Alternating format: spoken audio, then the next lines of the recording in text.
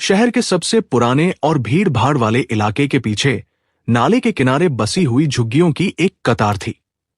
यहीं एक टीन की छत और प्लास्टिक की दीवारों वाला छोटा सा घर था, जहां अमन रहता था। उम्र कोई 22 साल, दुबला-पतला शरीर, आंखों में अजीब सी चमक और चेहरे पर ऐसी गंभीरता जैसे उसने उम्र से पहले ही जिंदगी को पढ़ लिया हो। अमन के पिता कभी एक फैक्ट्री में हेल्पर हुआ करते थे। 10 साल पहले एक हादसे में उनका हाथ मशीन में आ गया। फैक्ट्री ने मुआवजे के नाम पर कुछ हजार थमा दिए और नौकरी से निकाल दिया। उसी दिन से घर की हालत बदल गई। मां दूसरों के घरों में बर्तन मांजने लगी और अमन ने स्कूल के बाद अखबार बांटना शुरू कर दिया। गरीबी सिर्फ पैसों की कमी नहीं होती, वो सपनों को भी छोटा करने की कोशिश करती है।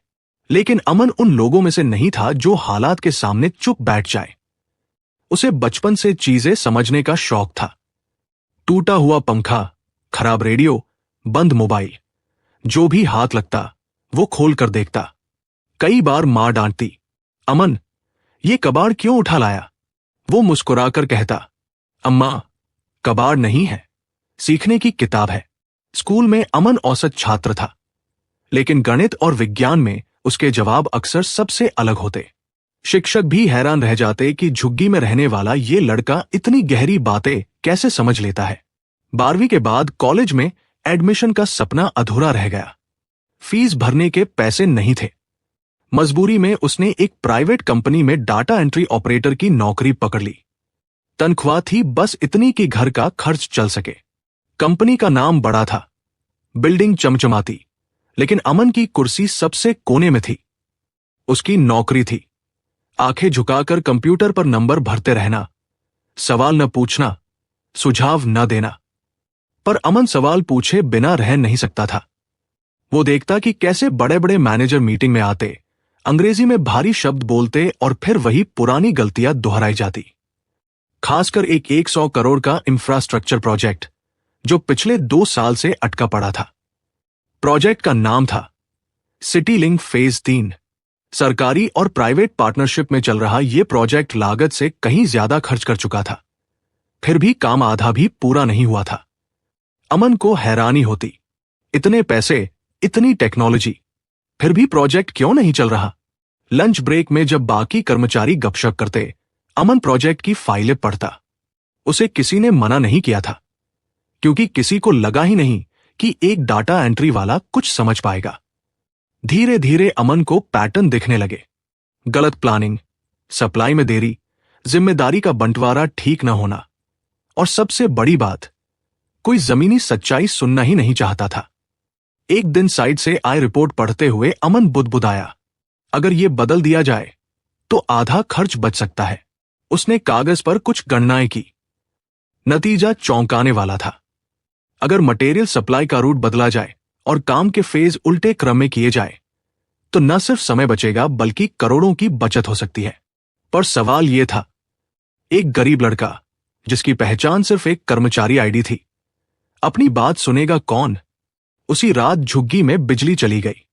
अंधेरे में बैठा अमन मोबाइल की टॉर्च जलाकर अपने नोट्स देख रहा था। मां ने पूछा, बेटा, इतनी मेहनत क्यों करता है? नौकरी तो है ही। अमन ने धीमे से कहा, अम्मा, मैं सिर्फ नौकरी नहीं चाहता, मैं कुछ बदलना चाहता हूं। उसे नहीं पता था कि यही जिद, यही सवाल पूछने की आदत आने वाले समय में पूरे 100 करोड़ के प्रोजेक्ट की दिशा बदल देगी, और उसकी अपनी जिंदगी भी। अगली सुबह अमन दफ्तर पहुंचा तो उसका मन सामान्य नहीं था। रात भर उसके दिमाग में वही फाइलें, वही गणनाएं घूमती रही। उसे पहली बार लगा कि वह सिर्फ देख नहीं रहा बल्कि समाधान देख रहा है। कंपनी की बिल्डिंग के बाहर बड़े बड़े पोस्टर लगे थे, एक्सीलेंस, इनोवेशन, विजन। अमन मन ही मन मुस्कुरा दिया। अगर सच में इन तीनों पर भरोसा होता तो प्रोजेक्ट कब का पूरा हो चुका होता, उसने सोचा। उसका सेक्शन 3री मंजिल पर था। चारों तरफ कंप्यूटरों की टिक टिक, एसी की ठंडी हवा और लोगों के चेहरे पर एक जैसी थकान। सब अपनी नौकरी बचाने में लगे थे, कोई रिस्क नहीं लेना चाहता था। लेकिन अमन के अंदर कुछ बदल चुका था। उसने अपने नोट्स दोबारा देखे, चार्ट बनाए, लागत की तुलना की और एक छोटा सा प्रेजेंटेशन तैयार किया। सिर्फ 5 स्लाइड्स, साफ, सरल और सीधे मुद्दे पर। अब सवाल था, इसे दिखाया किसे जाए? सीधे बड़े मैनेजर तक पहुंचना नामुमकिन था। उनके केबिन तक जाने के लिए सिर्फ आईडी कार्ड नहीं, बल्कि हैसियत भी चाहिए होती है। दोपहर के वक्त अमन ने अपने सीनियर रवि सर को देखा। रवि 45 के आसपास होंगे, काबिल आदमी, लेकिन सिस्टम से थके हुए। अमन ने हिम्मत जुटाई। सर, एक बात पूछ सकता हूं? रवि ने बिना ऊपर देखे कहा। हाँ, बोलो, जल्दी। वो सिटी लिंक प्रोजेक्ट की फाइल्स। अगर चाहें तो मैं एक सुझाव देना चाहता था। रवि ने पहली बार उसकी तरफ देखा। तुम्हारा काम डाटा एंट्री है, अमन, प्रोजेक्ट मैनेजमेंट नहीं। अमन चुप नहीं हुआ। सर, मैंने पूरी रिपोर्ट पढ़ी है। मुझे लगता है कि रवि ने हाथ उठाकर रोक दिया। देखो, यहां अच्छे अच्छे बुम्बिये बैठे हैं। अगर समाधान इतना आसान होता तो कब का हो गया होता। तुम अपना काम करो। ये शब्द अमन के लिए नए नहीं थे। वो जानता था कि सिस्टम अक्सर सच सुनना नहीं चाहता, लेकिन आज उसे चोट लगी। वो वापस अपनी सीट पर आकर बैठ गया। स्क्रीन पर नंबर थे, लेकिन आंखों के सामने सिर्फ अधूरा पुल, रुकी मशीनें और बर्बाद होता पैसा घूम रहा था। शाम को दफ्तर से निकलते वक्त उसे अचानक साइड से आए एक इंजीनियर शेखर दिखे। शेखर फील्ड में काम करते थे, अक्सर परेशान और गुस्से में रहते। अमन ने हिम्मत की। Sir, 1 minute. शेखर रुके।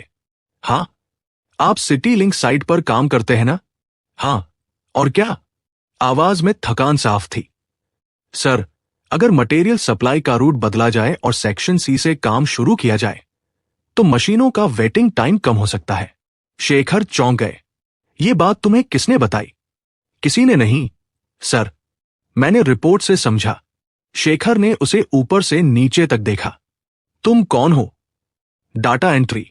लेकिन तुम्हारी बात में दम है, शेखर ने बीच में ही कहा। मैं यही बात 2 महीने से बोल रहा हूं, पर कोई सुनने को तैयार नहीं। अमन के दिल की धड़कन तेज हो गई। तो फिर किया क्यों नहीं? शेखर हंसे, कड़वी हंसी। क्योंकि फैसले यहां साइट पर नहीं, एसी कमरों में होते हैं। उस दिन पहली बार अमन को लगा कि वह अकेला नहीं है। अगले कुछ दिनों में अमन और शेखर की मुलाकातें बढ़ी। लंच ब्रेक में, चाय के स्टॉल पर दोनों मिलकर प्रोजेक्ट की कमियां और संभावनाएं समझने लगे। अमन ने जमीनी बातें सीखी। कौन सा ठेकेदार समय पर काम करता है, कौन सिर्फ बिल बनाता है, कहां मशीनें बेकार खड़ी रहती हैं। शेखर ने अमन से पूछा, तुम ये सब क्यों कर रहे हो? तुम्हें इससे क्या मिलेगा? अमन ने सीधा जवाब दिया, सर, अगर यह प्रोजेक्ट ठीक हो सकता है तो होना चाहिए। पैसा जनता का है। यह बात शेखर को छू गई। इसी बीच कंपनी में खबर फैली कि प्रोजेक्ट को लेकर बोर्ड मीटिंग होने वाली है। बड़े अधिकारी, सरकारी प्रतिनिधि सब शामिल होंगे। अगर इस मीटिंग में भी समाधान नहीं निकला तो प्रोजेक्ट बंद होने की नौबत आ सकती थी। एक शाम शेखर ने अमन को फोन किया। कल मीटिंग है, क्या तुम अपना आइडिया लिख कर दे सकते हो? अमन का गला सूख गया। सर, हाँ, मैं कोशिश करूंगा कि बात ऊपर तक पहुंचे। उस रात अमन सो नहीं पाया। उसने हर स्लाइड को दोबारा चेक किया, एक एक नंबर, एक एक लाइन। उसे पता था, अगर कहीं गलती हुई तो न सिर्फ उसका आइडिया बल्कि उसकी हिम्मत भी मजाक बन जाएगी। सुबह वो मां के पैर छूकर निकला। मां ने पूछा, आज कुछ खास है क्या? अमन ने हल्की मुस्कान के साथ कहा, शायद आज मेरी आवाज सुनी जाए। मीटिंग शुरू हुई। अंदर बड़ी बड़ी बातें हो रही थी। Delay, penalty, legal notice. Shekhar ने मौका देखकर अमन की रिपोर्ट आगे बढ़ाई। कुछ लोग हंसे, कुछ ने अनदेखा किया, लेकिन एक चेहरा गंभीर हो गया, कंपनी के नए प्रोजेक्ट डायरेक्टर का। उन्होंने पूछा, ये एनालिसिस किसने किया? कमरे में सन्नाटा छा गया। शेखर ने धीमे लेकिन साफ शब्दों में कहा, सर, एक डाटा एंट्री ऑपरेटर ने। यही वो पल था जब अमन की जिंदगी 2 रास्तों के बीच खड़ी हो गई। या तो उसे उसकी औकात याद दिलाई जाएगी, या फिर उसे साबित करने का मौका मिलेगा। मीटिंग रूम में कुछ सेकंड का सन्नाटा ऐसा था जैसे समय रुक गया हो। बड़े बड़े अफसर, चमकदार सूट, मोटी फाइलें। सबकी निगाहें उस प्रोजेक्ट डायरेक्टर पर टिक गई थी जिसने सवाल पूछा था। उनका नाम था अरविंद मल्होत्रा। अरविंद मल्होत्रा कोई साधारण अफसर नहीं थे। उन्होंने कई बड़े इंफ्रास्ट्रक्चर प्रोजेक्ट संभाले थे और सरकार तक उनकी पकड़ थी। उनके चेहरे पर सख्ती थी, लेकिन आंखों में अनुभव की गहराई। उन्होंने दोबारा पूछा, इस एनालिसिस को किसने तैयार किया? शेखर ने फिर कहा, सर, उसका नाम अमन है। डाटा एंट्री सेक्शन में काम करता है। कुछ लोग मुस्कुरा दिए। एक सीनियर मैनेजर ने तंज कसते हुए कहा, सर, अगर अब हम ऑपरेटरों से स्ट्रेटेजी बनवाने लगे तो मुंबई की क्या जरूरत? अरविंद ने बिना पलटे कहा, अगर ऑपरेटर सही हो तो मुंबई की जरूरत कम भी पड़ सकती है। कमरे में हलचल मच गई। अमन को बुलाइए, उन्होंने आदेश दिया। बाहर बैठे अमन को जब मैसेज मिला, उसके हाथ कांप गए। उसने पानी पिया, गहरी सांस ली और मीटिंग रूम की ओर बढ़ा। दरवाजा खुला। इतने बड़े लोगों के बीच खड़ा होना उसने कभी नहीं सोचा था। उसका सस्ता सा शर्ट, साधारण जूते, सब कुछ उसे अचानक बहुत छोटा लगने लगा। आप अमन हैं? अरविंद ने पूछा। जी सर। आपने ये रिपोर्ट बनाई है? जी, मैंने कोशिश की है सर। कोशिश नहीं, अरविंद ने फाइल बंद करते हुए कहा। या तो ये सही है या नहीं है। अमन ने सिर हिलाया। सर, अगर आप अनुमति दें तो मैं समझा सकता हूं। एक स्क्रीन चालू की गई। अमन की स्लाइड सामने थी। उसका दिल तेज धड़क रहा था, लेकिन आवाज स्थिर थी। सर, अभी प्रोजेक्ट का सबसे बड़ा नुकसान मशीनों के वेटिंग टाइम और गलत सीक्वेंस से हो रहा है। सेक्शन पहले शुरू करने से लॉजिस्टिक ब्लॉकेज बन रहा है। उसने चार्ट दिखाया। अगर हम सेक्शन सी से शुरुआत करें और सप्लाई रूट एक्स की जगह रूट वाई लें तो औसतन 18% समय और लगभग 22 करोड़ की बचत संभव है। एक मैनेजर बीच में बोला, थ्योरी में सब अच्छा लगता है, जमीन पर हालात अलग होते हैं।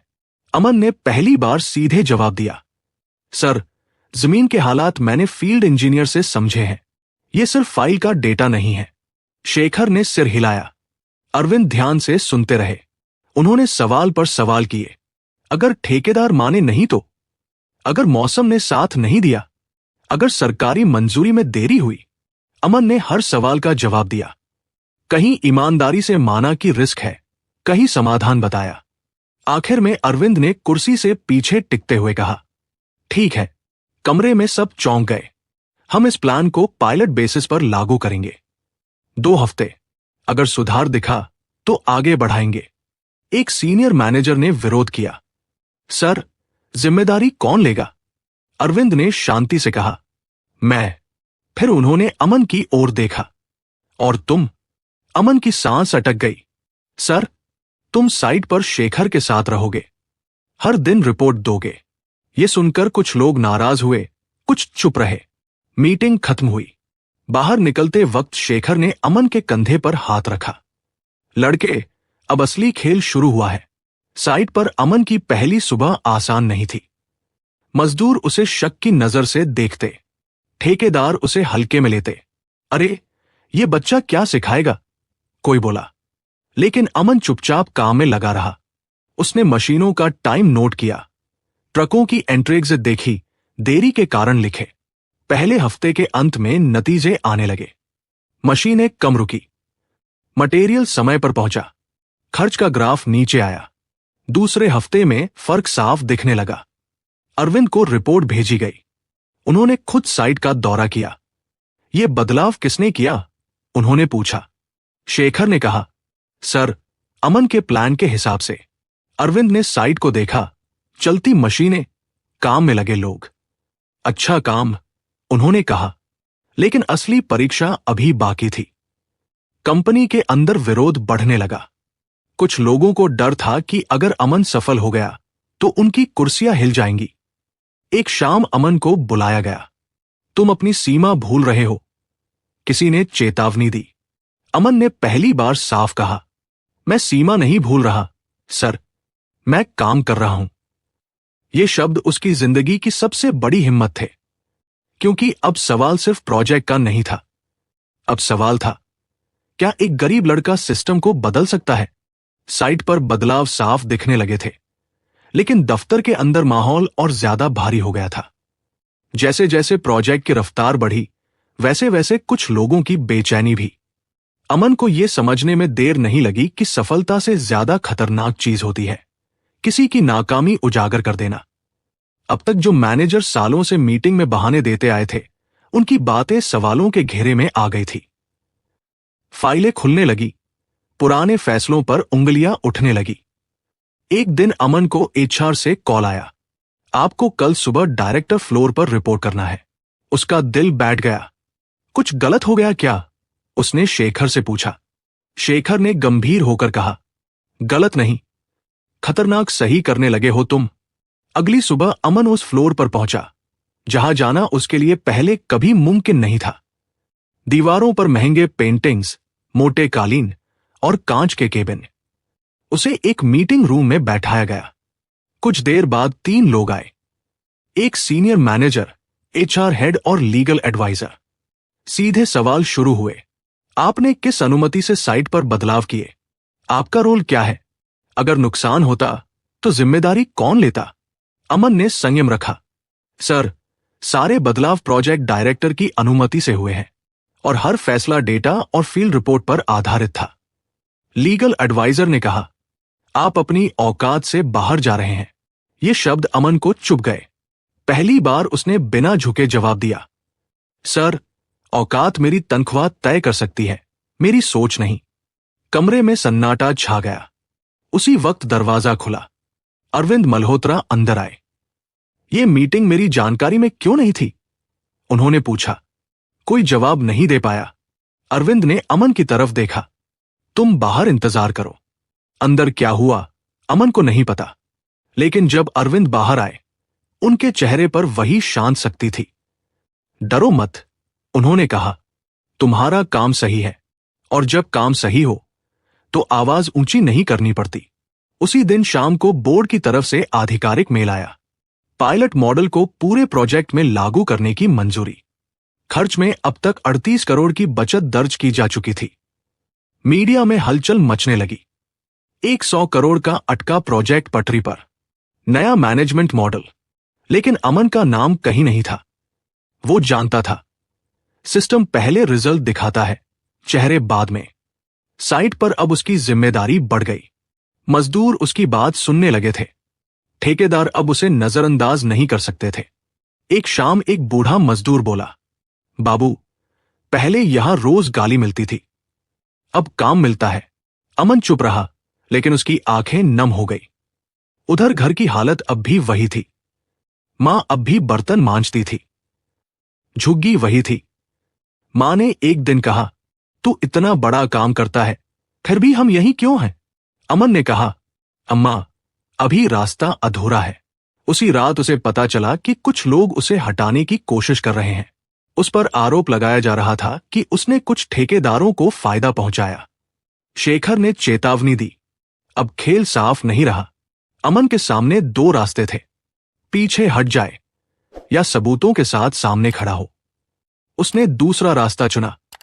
उसने हर कॉल, हर ईमेल, हर रिपोर्ट इकट्ठी की। पारदर्शिता ही उसका हथियार थी। अगली बोर्ड मीटिंग में उसने खुद बोलने की अनुमति मांगी। अगर मुझ पर सवाल है, उसने कहा, तो जवाब भी मेरा ही होना चाहिए। कमरे में फिर वही खामोशी। अमन ने एक एक करके सबूत रखे, दिखाया कि किस तरह पुराने सिस्टम में पैसा बर्बाद हुआ और कैसे नए मॉडल से न सिर्फ खर्च बचा, बल्कि काम तेज हुआ। अंत में उसने कहा, मैं यहां किसी की कुर्सी लेने नहीं आया, मैं सिर्फ चाहता हूं कि काम सही हो। कुछ लोग झुके, कुछ नाराज हुए, लेकिन फैसला हो चुका था। अमन को आधिकारिक तौर पर प्रोजेक्ट ऑप्टिमाइजेशन टीम का हिस्सा बना दिया गया। यह कोई बड़ी पोस्ट नहीं थी, लेकिन एक शुरुआत थी, क्योंकि अब यह साबित हो चुका था कि गरीबी दिमाग को सीमित नहीं करती, मौके की कमी करती है। और अमन ने मौका बनाना सीख लिया था। प्रोजेक्ट अब तेजी से आगे बढ़ रहा था, लेकिन जैसे जैसे सफलता पास आती है, खतरे भी उतने ही साफ दिखाई देने लगते हैं। अमन ये बात समझ चुका था। अब वो सिर्फ एक डाटा एंट्री ऑपरेटर नहीं रहा था, उसका नाम मीटिंग्स में लिया जाने लगा था। लोग उसकी रिपोर्ट का इंतजार करते थे, मगर इसी के साथ उसके लिए मुश्किलें भी बढ़ गई थी। कुछ लोग खुले तौर पर उसके खिलाफ नहीं जा सकते थे, इसलिए उन्होंने दूसरा रास्ता चुना, अंदर से कमजोर करने का। एक दिन अचानक साइट पर सबसे जरूरी मशीन खराब हो गई। रिपोर्ट में लिखा गया, टेक्निकल फेल्योर। अमन को शक हुआ। उसने मशीन के लॉग्स चेक किए। टाइमिंग मेल नहीं खा रही थी। यह खराबी अपने आप नहीं हुई, उसने शेखर से कहा। शेखर ने सिर हिलाया। मैं भी यही सोच रहा हूं। उसी हफ्ते सप्लाई में देरी हुई, फिर मजदूरों की हाजिरी में गड़बड़ी, फिर अचानक एक लीगल नोटिस। प्रोजेक्ट में नियमों का उल्लंघन। हर तरफ से दबाव बढ़ रहा था। अरविंद मल्होत्रा ने अमन को बुलाया। तुम्हें पता है, अगर यह प्रोजेक्ट फेल हुआ तो क्या होगा? अमन ने शांत स्वर में कहा, सर, नुकसान सिर्फ कंपनी का नहीं होगा, देश का होगा। अरविंद कुछ पल चुप रहे। तो फिर अब सब कुछ तुम्हारे प्लान पर निर्भर है। यह पहली बार था जब किसी बड़े अधिकारी ने पूरी जिम्मेदारी उसके कंधों पर रख दी थी। अमन ने खुद को संभाला। अब गलती की कोई गुंजाइश नहीं थी। उसने फैसला लिया, अब काम सिर्फ कागजों में नहीं, ग्राउंड लेवल पर कंट्रोल से होगा। उसने मजदूरों के साथ बैठकर बात की। पहली बार किसी ऑफिस वाले ने उनसे सीधे पूछा, काम में सबसे बड़ी दिक्कत क्या है? एक मजदूर बोला, साहब, हमें ऊपर का प्लान नहीं पता होता, रोज नया आदेश आता है। अमन समझ गया, कम्युनिकेशन टूट चुका था। उसने हर सेक्शन के लिए साफ वर्कफ्लो बनाया। दीवारों पर चार्ट लगे, हर शिफ्ट का टारगेट तय हुआ। धीरे धीरे काम में अनुशासन आने लगा। लेकिन असली झटका तब लगा जब अचानक खबर आई, सरकारी ऑडिट टीम साइट पर आने वाली है। अगर ऑडिट में जरा सी भी गड़बड़ी मिलती तो पूरा प्रोजेक्ट रुक सकता था। कंपनी में हड़कंप मच गया। कुछ मैनेजरों ने अमन को अकेला छोड़ दिया, कुछ ने उसे ही दोषी ठहराने की तैयारी कर ली। एक रात अमन साइट पर अकेला बैठा था। मशीनों की आवाज बंद हो चुकी थी। चारों तरफ सन्नाटा। उसने मां को फोन किया, अम्मा, डर लग रहा है।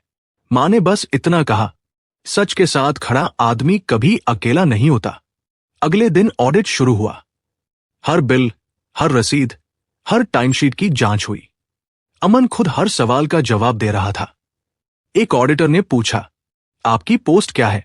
अमन ने कहा, पोस्ट छोटी है लेकिन जिम्मेदारी बड़ी। 3 दिन तक जांच चली। आखिरी दिन ऑडिट हेड ने कहा, पहली बार किसी प्रोजेक्ट में हमने इतना साफ डेटा देखा है। कमरे में सन्नाटा छा गया। रिपोर्ट आई, कोई बड़ी गड़बड़ी नहीं, बल्कि खर्च में ऐतिहासिक बचत। अब तक कुल बचत लगभग 72 करोड़। 100 करोड़ का प्रोजेक्ट अब फायदे में था। यही वो पल था जब कंपनी के बोर्ड को फैसला लेना था, या तो अमन को आगे बढ़ाया जाए या फिर सिस्टम को बचाने के लिए उसे फिर से नीचे धकेल दिया जाए। एक विशेष मीटिंग बुलाई गई। अमन को भी बुलाया गया। बोर्ड के चेयरमैन ने पूछा, आप क्या चाहते हैं? अमन ने बिना झिझक कहा, मुझे पोस्ट नहीं चाहिए, मुझे ऐसा सिस्टम चाहिए जहां आइडिया उसकी कुर्सी से नहीं, उसकी सच्चाई से तौले जाए। कमरे में कुछ लोग असहज हो गए। चेयरमैन ने मुस्कुराकर कहा, शायद यही सोच हमें यहां तक लाई है। फैसला हुआ, अमन को प्रोजेक्ट लीड स्पेशल टास्क बनाया गया। सीधे बोर्ड को रिपोर्टिंग। यह सिर्फ पदोन्नति नहीं थी, यह उस सोच की जीत थी जो झुग्गी से निकली थी। लेकिन कहानी अभी खत्म नहीं हुई थी, क्योंकि असली जीत सिर्फ प्रोजेक्ट पूरा करना नहीं थी, बल्कि उस लड़के का खुद को साबित करना था जिसे कभी किसी ने सुना ही नहीं था। बोर्ड मीटिंग के फैसले के बाद कंपनी का माहौल पूरी तरह बदल चुका था। वही गलियारों, वही केबिन, लेकिन अब नजरों का रुख अलग था। लोग अब अमन को नाम से जानते थे, कुछ सम्मान से, कुछ मजबूरी से। अमन को प्रोजेक्ट लीड स्पेशल टास्क की जिम्मेदारी मिल चुकी थी, लेकिन उसने पहले ही दिन साफ कर दिया था, मैं कुर्सी से काम नहीं करूंगा, मैं वही रहूंगा जहां काम अटकता है। उसने अपना केबिन लेने से मना कर दिया। वही पुरानी साइट विजिट, वही मजदूरों के साथ चाय, वही देर रात की रिपोर्ट्स। अब फर्क सिर्फ इतना था कि अब उसकी बात सुनी जाती थी। प्रोजेक्ट अपने आखिरी चरण में था। पुल का आखिरी सेक्शन, जो 2 साल से अधूरा पड़ा था, अब तेजी से बन रहा था। मीडिया फिर से आने लगी। कैमरे, माइक, सवाल, आपने ये चमत्कार कैसे कर दिखाया? क्या ये नया मैनेजमेंट मॉडल है? अमन हर बार एक ही जवाब देता, चमत्कार नहीं, ईमानदारी और सिस्टम। लेकिन सबसे बड़ा पल अभी बाकी था। उद्घाटन का दिन तय हुआ। सरकार के मंत्री, कंपनी के बड़े अधिकारी, मीडिया, सब मौजूद थे। वही प्रोजेक्ट जिसे कभी फेल केस कहा गया था, अब मॉडल प्रोजेक्ट बन चुका था। स्टेज पर भाषण हो रहे थे, तारीफें बंट रही थी। अमन पीछे खड़ा था, साधारण कपड़ों में, शांत। अचानक उसका नाम पुकारा गया। अब हम उस इंसान को बुलाना चाहेंगे जिसकी सोच ने 100 करोड़ के प्रोजेक्ट को नई दिशा दी। तालियां गूंज उठीं। अमन स्टेज पर पहुंचा, माइक हाथ में लिया, कुछ सेकंड चुप रहा, फिर बोला, मैं यहां एक ही बात कहना चाहता हूं। मैं कोई खास इंसान नहीं हूं। मैं वही हूं जो हर ऑफिस, हर साइट, हर फैक्ट्री में बैठा है, जिसकी आवाज नहीं सुनी जाती। पूरा पंडाल शांत था। अगर आज ये प्रोजेक्ट सफल है तो इसलिए नहीं कि मैं स्मार्ट हूं, बल्कि इसलिए कि इस बार नीचे की आवाज ऊपर तक पहुंची। उसने आखिरी लाइन कही, जब सिस्टम सुनना सीख लेता है तो गरीब भी समाधान बन जाता है। तालियां देर तक बजती रहीं। उसी शाम अमन घर लौटा। झुग्गी वही थी, नाली वही, लेकिन मां की आंखों में अब डर नहीं था। मां ने कहा, अब तो बड़ा आदमी बन गया है तू। अमन मुस्कुराया, नहीं अम्मा, अब बस वही आदमी हूं जो कभी बनने से डरता नहीं। कुछ महीनों बाद अमन ने एक प्रस्ताव रखा। कंपनी के भीतर ओपन आइडिया प्लेटफॉर्म, जहां कोई भी कर्मचारी, चाहे चौकीदार हो या ऑपरेटर, अपने सुझाव सीधे सिस्टम में डाल सके। पहले विरोध हुआ, फिर नतीजे आए। छोटे छोटे सुझावों से बड़े बदलाव होने लगे। अमन ने अपनी पहली बड़ी सैलरी से मां को काम छुड़वाया, झुग्गी से बाहर एक छोटा सा घर लिया। लेकिन उसने कभी अपनी जड़ें नहीं छोड़ी। वो आज भी उसी चाय वाले के पास बैठता था, उसी मजदूर से हाल पूछता था, क्योंकि उसे पता था, जो आदमी अपनी शुरुआत भूल जाता है वो अपनी दिशा भी खो देता है। एक दिन किसी ने उससे पूछा, अगर आपको फिर से मौका मिले तो क्या बदलना चाहेंगे? अमन ने जवाब दिया, मैं बस इतना चाहूंगा कि अगला अमन अपनी आवाज साबित करने में इतना समय न गवाए। कहानी यहां खत्म नहीं होती, क्योंकि हर उस जगह जहां किसी गरीब लड़के को कहा जाता है, तू बस अपना काम कर, वहां से एक नई कहानी शुरू होती है। दोस्तों, अगर आपको यह कहानी पसंद आई हो तो वीडियो को लाइक और चैनल को सब्सक्राइब जरूर करें और बेल वाला आइकन को दबाना न भूलें। कमेंट में अपने शहर का नाम लिखें। अपने और दोस्तों के साथ शेयर जरूर करें। आपकी एक छोटी सी सपोर्ट ही ऐसी कहानियां लाने की ताकत देती है। जय हिंद, जय भारत।